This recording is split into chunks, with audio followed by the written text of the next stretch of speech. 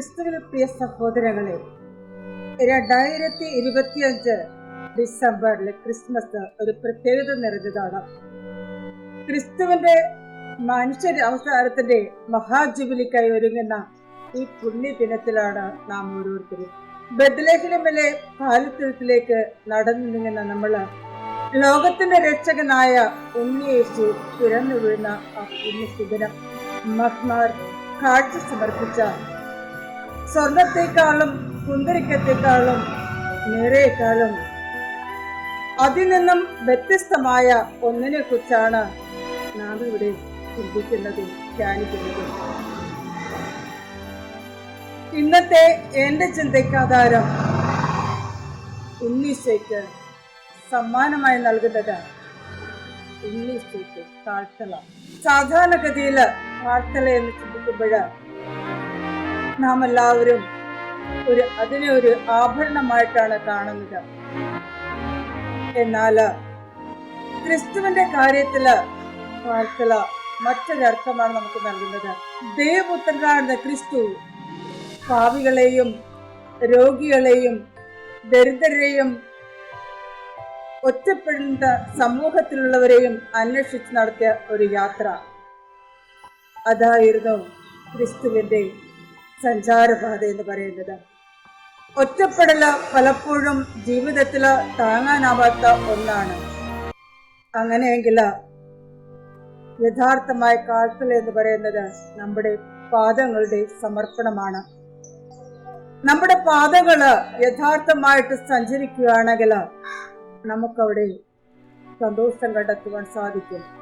മറ്റുള്ളവരുടെ വേദനയില് അവനോടൊപ്പം സഹതപിക്കുന്നവരാണെങ്കിൽ നമ്മുടെ സഞ്ചാരം എപ്പോഴും ദൈവത്തിന്റെ തിരുവിഷ്ടം അനുസരിച്ചായിരിക്കും.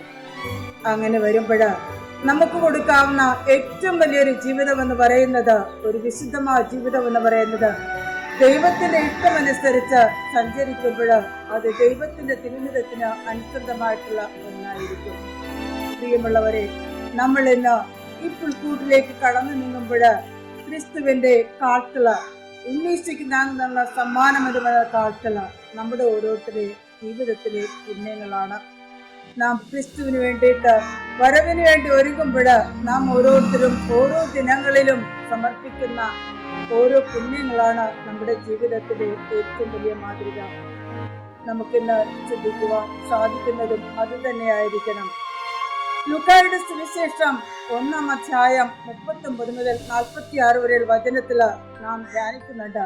പരിശുദ്ധ അമ്മ വചനത്തെ സ്വീകരിച്ചുകൊണ്ട് തന്റെ ഇളയമ്മയായ എലിസബത്തിനെ മണിക്കൂറുകളോളം യാത്ര ചെയ്ത് അവിടെ ചെന്ന് അമ്മയ്ക്ക് വേണ്ടി, ആ ഇളയമ്മയ്ക്ക് വേണ്ടി ശുശ്രൂഷകൾ ചെയ്ത് 3 മാസത്തിന് ശേഷം തിരിച്ചു വരുന്നത്.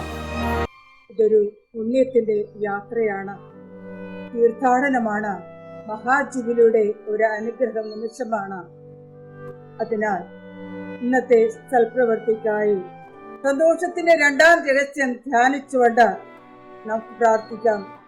സ്വർഗസ്ഥനായ ഞങ്ങളുടെ പിതാവേ, നന്മ നിറഞ്ഞ മറിയമേ എന്ന പ്രാർത്ഥന 3 പ്രാവശ്യം ഉരുവിട്ടുകൊണ്ട് ക്രിസ്തുവിന് നമ്മെ തന്നെ സമർപ്പിക്കാം. അങ്ങനെ നമ്മുടെ ഈ പ്രാർത്ഥനകളിലൂടെ നമുക്ക് ചിന്തിക്കുവാൻ സാധിക്കണം, എൻ്റെ ഈ പ്രാർത്ഥനകളുടെയും ജീവിതത്തിന്റെയും അർത്ഥം ക്രിസ്തുവിന് നൽകുന്ന സമ്മാനമായ കാഴ്ച നമുക്ക് സമർപ്പിക്കാം. ഈ പുണ്യമായ ദിനത്തില് നല്ലൊരു ക്രിസ്മസ് ആഘോഷിക്കുവാനായിട്ട് നമുക്ക് ഒരുങ്ങാം. ദൈവം നമ്മെ ഓരോരുത്തരെ അനുഗ്രഹിക്കട്ടെ. ദൈവത്തിന് നന്ദി.